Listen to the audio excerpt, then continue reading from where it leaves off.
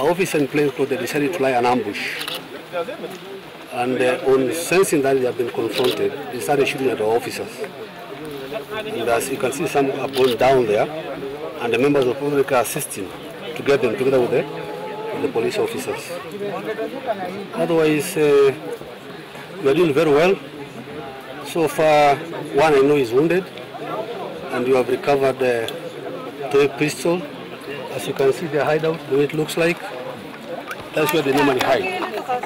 That's the information which we received. Otherwise, still there's a G3, which we believe they still have it. You know, they committed a robbery at Dukamoja the other day, so it is on loose.